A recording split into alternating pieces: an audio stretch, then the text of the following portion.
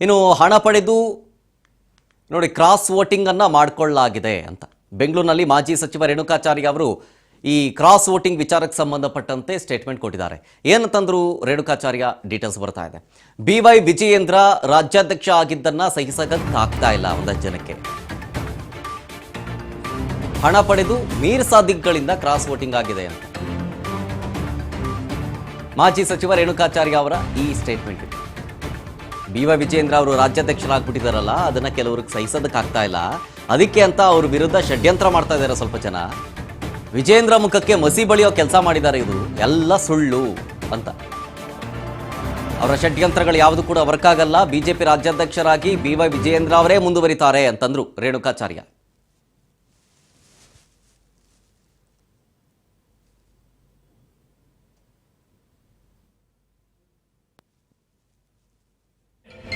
ನಮ್ಮ ರಾಷ್ಟ್ರೀಯ ಅಧ್ಯಕ್ಷರು ಭೇಟಿ ಮಾಡಿ ಅಡ್ಡ ಮತದಾನ ಯಾರು ಮಾಡಿದರೆ ಸಂಪೂರ್ಣ ಮಾಹಿತಿಯನ್ನು ಕೊಟ್ಟಿದ್ದಾರೆ. ಅವರು ಸಹ ನಮ್ಮ ರಾಷ್ಟ್ರೀಯ ನಾಯಕರು ಮಾಹಿತಿ ಇದೆ. ಅದರಲ್ಲೂ ಗೃಹ ಸಚಿವರು ಅಮಿತ್ ಶಾ ಅವರು, ನಮ್ಮ ರಾಷ್ಟ್ರೀಯ ಅಧ್ಯಕ್ಷ ಎಲ್ಲ ಮಾಹಿತಿ ಇದೆ ಯಾರು ಅಡ್ಡ ಮತದಾನ ಆಗಿದೆ. ಕೆಲವರು ಮೀರ್ ಸಾಧಕರು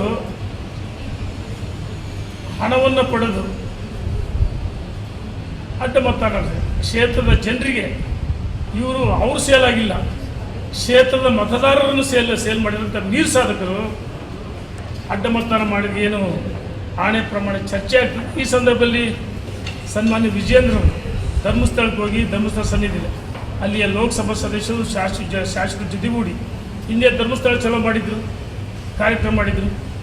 ಈಗ ಧರ್ಮಸ್ಥಳಕ್ಕೆ ಭೇಟಿ ನೀಡಿ ಕೆಲವರು ಎಲ್ಲೋ ಒಂದು ಕಡೆ ವಿಜಯೇಂದ್ರ ರಾಜ್ಯದ ಅಧ್ಯಕ್ಷ ಆದಮೇಲೆ ಕೆಲವರಿಗೆ ಸಹಿಸೋಕ್ಕಾಗ್ತಾ ಇಲ್ಲ. ಅನಗತ್ಯವಾಗಿ ವಿಜಯೇಂದ್ರ ರಾಜ್ಯದ ಅಧ್ಯಕ್ಷ ವಿರುದ್ಧವಾಗಿ ಷಡ್ಯಂತ್ರ ಮಾಡ್ತಾವ್ರೆ. ಕಳೆದ 2 ವರ್ಷಗಳಿಂದ ನಿರಂತರವಾಗಿ ಕೆಲವು ಷಡ್ಯಂತ್ರ ಮಾಡ್ತಾವ್ರೆ.